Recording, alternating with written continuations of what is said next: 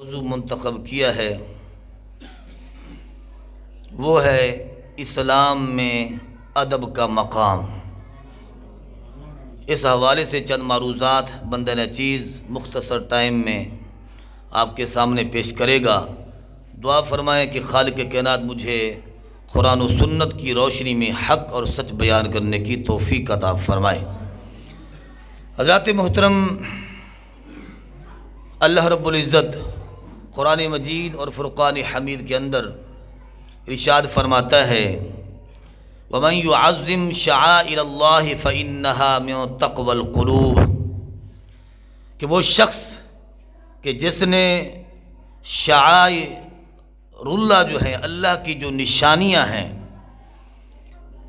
ان کی تعظیم کی، فرمایا کہ فَإِنَّهَا مِن تَقْوَى الْقُلُوبِ، فرمایا بے شک یہ تعظیم اور ادب یہ دلوں کی پرہیزگاری سے ہے۔ تو پتہ چلا کہ ادب اور احترام اسلام کا ایک بہت بڑا حصہ ہے۔ جو بے ادب ہوتا ہے اس کا اسلام ایمان ناقص ہوتا ہے، کیونکہ حدیث پاک میں آتا ہے میرے آقا صلی اللہ علیہ وسلم کی بارگاہ میں ایک شخص نے سوال کیا اور کہا یا رسول اللہ صلی اللہ علیہ وسلم اسلام میں ادب کا کیا مقام ہے؟ تو رسول اللہ صلی اللہ علیہ وسلم ارشاد فرمایا الاسلام کلہ ادب، فرمایا اسلام سارے کا سارا ادب ہے، اسلام ادب کا ہی نام ہے۔ تو اس سے معلوم ہوا کہ جو بے ادب ہو اس کا اسلام ناقص ہوتا ہے، اور کامل کس کا ہوتا ہے؟ فرمایا کہ جس کے ایمان میں ادب ہی ادب ہو، احترام ہی احترام ہو، تعظیم ہی تعظیم ہو، جس کے ایمان میں ادب شامل ہو اس کا وہ ایمان ہے کہ جو دنیا میں بھی اللہ کی بارگاہ میں قبول ہے، قبر حشر میں بھی قبول ہوگا۔ حضرات محترم دیکھیے، اب یہاں پر اسلام کی چند چیزیں میں آپ کو پیش کرتا ہوں کہ جن کا ادب ہر ایک شخص جانتا ہے۔ اب اللہ رسول کو ہم مانتے ہیں، لا الہ الا اللہ محمد رسول اللہ، توحید بھی مانتے ہیں، رسالت بھی مانتے ہیں۔ اب اللہ رسول کا ادب کیا ہے، اللہ رسول کی تعظیم کیا ہے؟ فرمایا اللہ رسول کی تعظیم یہ ہے کہ اللہ اور رسول نے جو حکم دیا فرمایا کہ اس کو مانا جائے۔ یا ایھا الذین آمنوا اطیعوا اللہ واطیعوا الرسول، اے ایمان والو اللہ اور رسول کی اطاعت کرو۔ فرمایا اللہ رسول کا ادب یہ ہے کہ اللہ رسول نے جو ہمیں حکم دیا اس حکم کو مانا جائے، اور جس چیز سے ہمیں روک دیا اس سے رک جائے بندہ۔ یہ ہے ادب۔ خانہ کعبہ کا بھی ادب ہے۔ خانہ کعبہ کا ادب یہ ہے کہ بندہ بیٹھے ہوئے پاؤں خانہ کعبہ کی طرف کر کے نہ بیٹھے، اور خانہ کعبہ کا ادب یہ ہے کہ منہ یا پیٹھ کر کے پیشاب نہ کرے۔ یہ خانہ کعبہ کا ادب ہے۔ اور اسی طرح فرمایا کہ مسجد کا بھی ادب ہوتا ہے۔ مسجد کا ادب یہ ہے کہ بندہ ناپاک جسم مسجد میں داخل نہ ہو، ناپاک بدن مسجد میں داخل نہ ہو، اور نہ ہی دنیاوی باتیں کرے۔ یہ مسجد کا ادب ہے۔ اسی طرح فرمایا ماہ رمضان کا بھی ادب ہے کہ جب ماہ رمضان کا چاند طلوع ہو جائے تو پھر بندے پر ادب یہ ہے کہ روزے رکھے اور قرآن کی تلاوت کرتا رہے۔ اگر بالفرض معذور ہے، بیمار ہے، روزے نہیں رکھ سکتا تو کم از کم ادب یہ ہے کہ لوگوں کے سامنے نہ کھائے نہ پیے، ماہ رمضان کا ادب کرے۔ یہ ادب ہے۔ اچھا، اسی طرح فرمایا کہ قرآن کا بھی ادب ہے۔ قرآن کا ادب یہ ہے کہ اگر قرآن کی تلاوت کی جا رہی ہو تو خاموشی سے سنا جائے، وَإِذَا قُرِئَ الْقُرْآنُ فَاسْتَمِعُوا لَهُ وَأَنصِتُوا لَعَلَّكُمْ تُرْحَمُونَ، اور جب قرآن پڑھا جائے تو پھر خاموشی سے سنو، کان لگا کر سنو تاکہ تم پر رحم کیا جائے۔ تو پتہ چلا قرآن کا ادب یہ ہے کہ جب قرآن پڑھا جائے تو خاموشی سے سننا چاہیے، اور قرآن کا ادب یہ ہے کہ قرآن کو اگر ہاتھ لگانا ہے، قرآن کو چھونا ہے تو باوضو چھوا جائے، وضو کر کے قرآن کو چھوا جائے، وضو کر کے قرآن پاک کو ہاتھ لگایا جائے۔ تو پتہ چلا کہ اسلام جو ہے وہ ادب کا ہی نام ہے۔ حدیث پاک میں حضور علیہ السلام نے جو فرما دیا الاسلام کلہ، پھر اسلام سارے کا سارا ادب کا نام ہے۔ تو پھر جو بے ادب ہے پھر اس کا اسلام سے پھر تعلق ہی نہیں رہتا۔ تو اس لیے اللہ کے فضل سے اہل سنت میں فرمایا ادب ہی ادب نظر آتا ہے۔ اور پھر اسی طرح دیکھیے ہمیں ادب سیکھنا چاہیے صحابہ کرام علیہ رضوان سے۔ پھر صحابہ کرام علیہ رضوان کس انداز میں ادب کرتے تھے حضور کا۔ حضرت اسامہ بن شریک رضی اللہ عنہ سے مروی ہے، آپ فرماتے ہیں اتیت النبی صلی اللہ علیہ وسلم واصحابہ حولہ کانما علی رؤوسہم الطیر، کہتے ہیں کہ میں جو حضور کی بارگاہ میں گیا، سبحان اللہ، تو کہہ دیں یار اللہ ہمیں بھی حضور کی بارگاہ میں حاضر ہونے کی توفیق عطا فرمائے۔ میں جو حضور کی بارگاہ میں گیا میں نے دیکھا کہ صحابہ سارے کے سارے حضور کے ارد گرد بیٹھے ہوئے ہیں اور خاموش بیٹھے ہوئے، حضور کی باتوں کو، حضور کے کلام کو، حضور کی احادیث کو، پیاری پیاری میٹھی میٹھی گفتگو کو سن رہے ہیں اور کوئی حرکت نہیں کرتا اور خاموشی سے اس انداز میں بیٹھے ہوئے ہیں کأنما، فرمایا کأنما علی رؤوسہم الطیر، گویا کہ ان کے سروں پر کوئی پرندہ بیٹھا ہوا ہے، اگر حرکت کریں گے تو پرندہ اڑ جائے گا۔ فرمایا اتنا حضور کی بارگاہ کا ادب پیارے صحابہ کرام علیہ رضوان نے کیا۔ تو آج ہمیں ان سے ادب سیکھنا چاہیے کہ جس طرح وہ ادب کرتے تھے تو ہمیں بھی حضور کا اسی انداز میں ادب کرنا چاہیے۔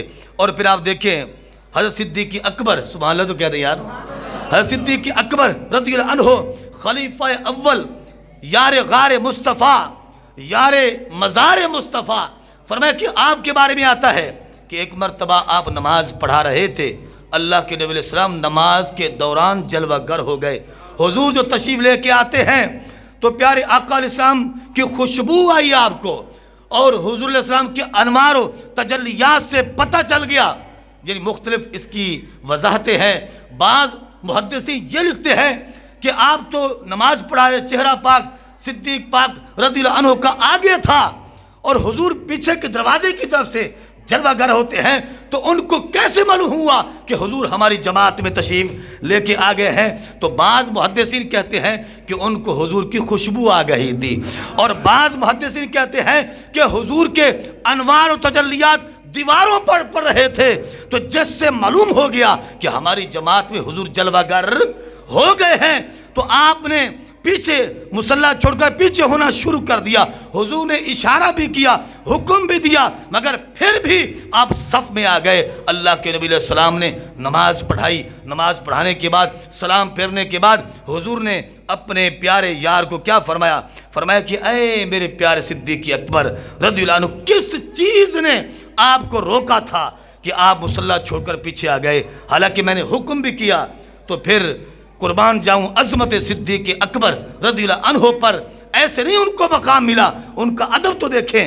فرمایا عرض کیا ما کانا لابن ابی قحافہ ان یصلی بین یدی رسول اللہ صلی اللہ علیہ وسلم، فرمایا ابو قحافہ کے بیٹے کو لائق ہی نہ تھا کہ حضور جلوہ گر ہوں اور حضور کے آگے کھڑے ہو کے نماز پڑھائے۔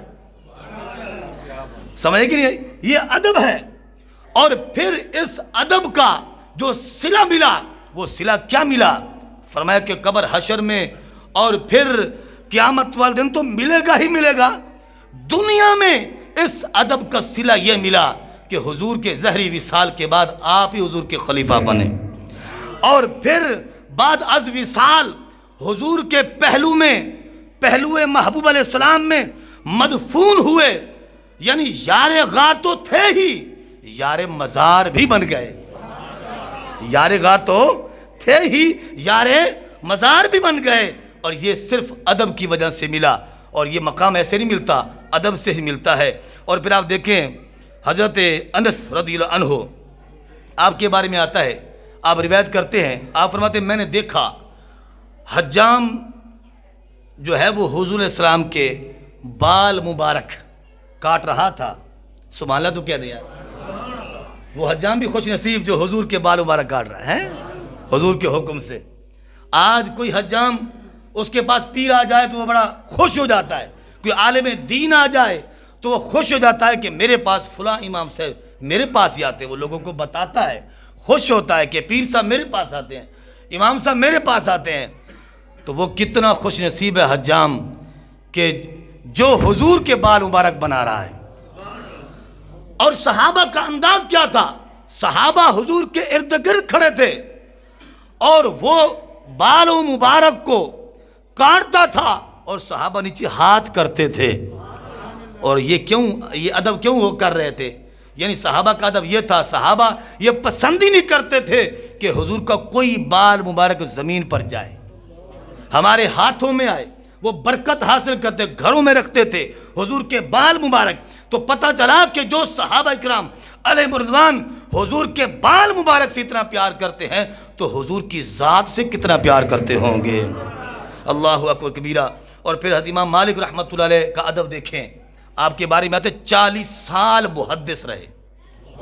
کس مسجد کے؟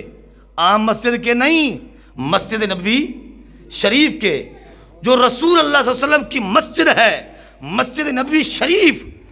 اس مسجد میں آپ محدث رہے 40 سال. اور ادب کتنا کیا؟ فرمایا ادب اتنا کیا کہ آپ پخانہ اور پیشاب بھی حضور کے شہر میں نہ کر دور چلے جاتے، دور چلے جاتے. اور پھر چپل جوتے نہ پہنتے، اور پھر دیواروں کے ساتھ لگ کر چلتے. پوچھا گیا وجہ کیا ہے؟ فرمایا کہ یہ وہ گلیاں ہیں جہاں آمنہ کے لال چلا کرتے تھے. میں کون ہوتا ہوں کہ میں حضور کے قدموں پر قدم رکھوں؟ لہذا میرا ادب، میرا عشق یہ گوارا نہیں کرتا کہ میں حضور کے قدموں پر قدم رکھ کے چلوں. اور جب حضور کا ذکر نامی اسم گرامی جب آتا تو جھوم جاتے اور جھک جاتے. لوگوں نے کہا یہ کیا؟ فرمایا کہ جو میں حضور کا مقام سمجھتا ہوں تم نہیں سمجھتے. اگر تم سمجھتے ہوتے تو مجھ پر اعتراض نہ کرتے.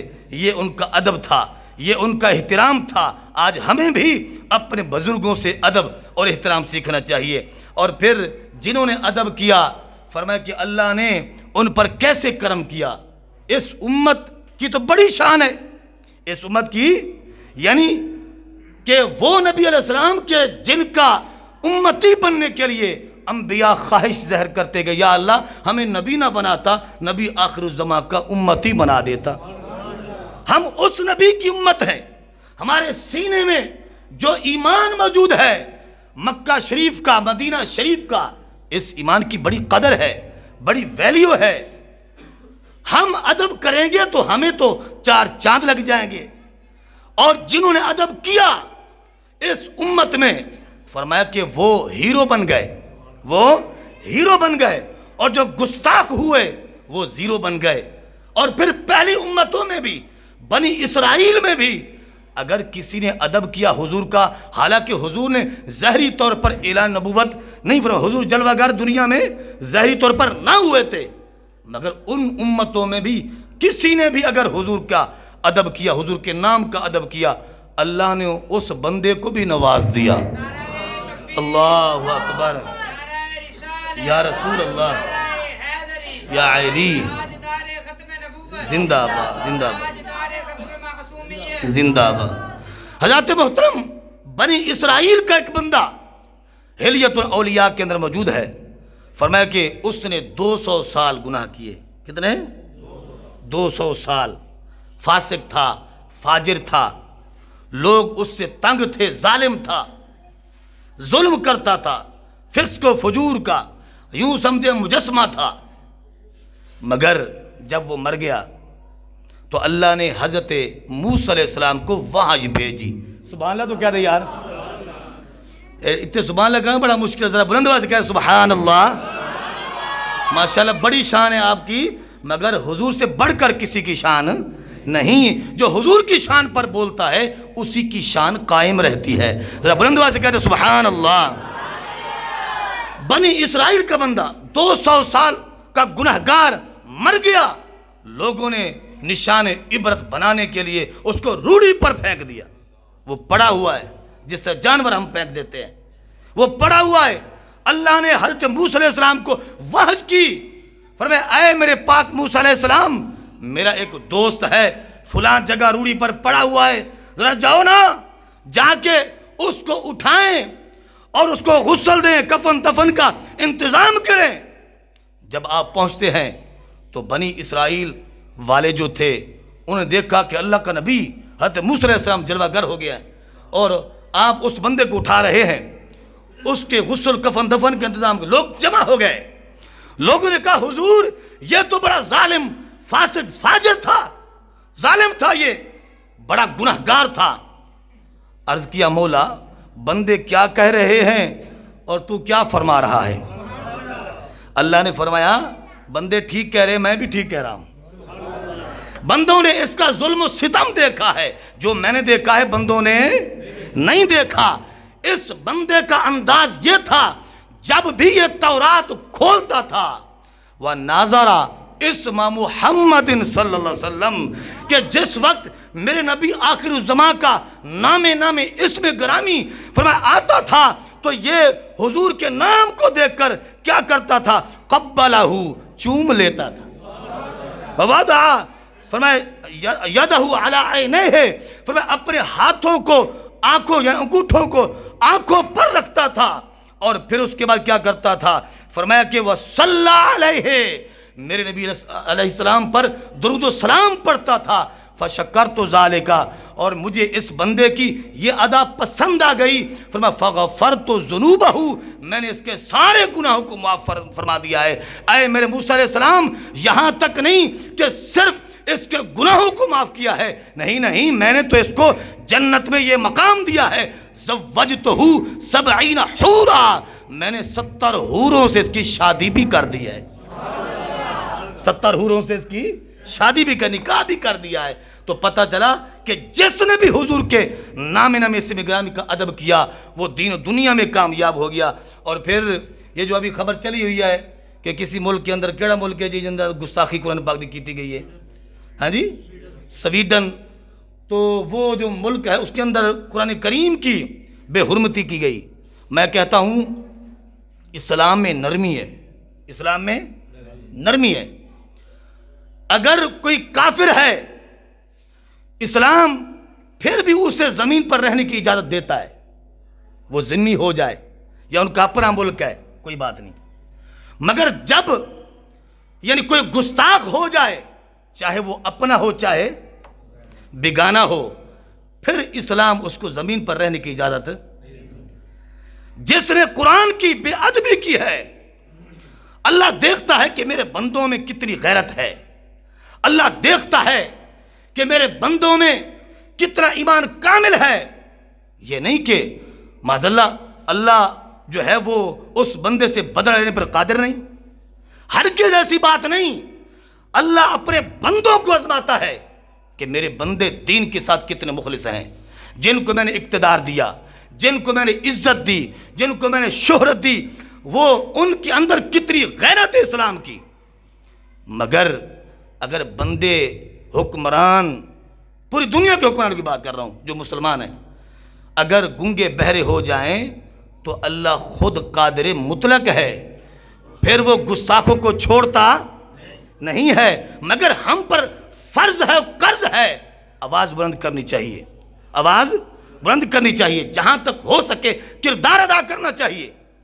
ارے بھائی دیکھو, گستاخ جو ہے فوری گرفت میں آ جائے تو اللہ قادر ہے, گستاخ کو اللہ ڈھیل دے دے, بندے اس کا مواخذہ کریں تو یہ بھی اللہ کی حکمت ہے. تو یعنی کئی صورتیں ہیں گستاخ کو ختم کرنے, مگر وہ گستاخ اس کا زمین پر رہنا یہ نحوست ہوتی ہے کیونکہ گستاخ اگر زمین پر رہ جائے تو زمین کے پھٹنے کا خطرہ ہوتا ہے، آسمان سے آگ برسنے کا خطرہ ہوتا ہے۔ اس لیے گستاخ کو صفحہ ہستی سے مٹانا امت پر فرض بھی ہوتا ہے اور قرض بھی ہوتا ہے۔ اور پھر دیکھیں کہ جن کو اللہ نے پکڑا، فرمایا اللہ اپنے گستاخ کو نہیں پکڑتا، مگر جن لوگوں نے فرمایا کہ اللہ کے محبوبوں کو للکارا تو رب نے ان کو معافی نہ دی۔ یہ شفا شریف ہے میرے پاس، کون سی کتاب ہے؟ شفا شریف، قاضی ایاز مالکی رحمۃ اللہ علیہ کی۔ فرمایا اس کے اندر موجود ہے ایک کافر تھا جس کا نام تھا جہجہ غفاری، اس کا نام تھا جہجہ غفاری۔ یہ کافر تھا، اس نے کیا کیا؟ اخذا قضیب النبی صلی اللہ علیہ وسلم من ید عثمان رضی اللہ عنہ، اس نے حضرت عثمان غنی رضی اللہ عنہ کے ہاتھ مبارک سے حضور کی چھڑی جو حضور اٹھایا کرتے تھے وہ کھینچی، وَتَنَاوَلَهُ لِيَكْسِرَهُ عَلَى رُكْبَتِهِ، اس نے اپنے گھٹنے پر رکھ کر اس کو توڑ دیا تو فَصَاحَ بِهِ النَّاسُ، لوگوں کی چیخیں نکل گئی، لوگوں نے کہا یہ تم نے کیا کیا، تو گستاخ ہو گیا ہے۔ جب لوگوں نے چیخا اور لوگوں نے اس کو ملامت کی تو پھر ہوا کیا؟ اچانک فَآخَذَتِ الْآكِلَةُ فِي رُكْبَتِهِ، اس کے گھٹنے میں آکلہ بیماری ہو گئی۔ آکلہ کو کینسر کہہ دو آپ، کیا بولا؟ کینسر، یعنی وہ بیماری کہ جس کی وجہ سے یعنی عضو خشک ہو جائے، وہ سیدھا ہو جائے، ختم ہو جائے، سمجھ آ رہی کہ نہیں آ رہی؟ اس کو آکلہ بیماری ہو گئی۔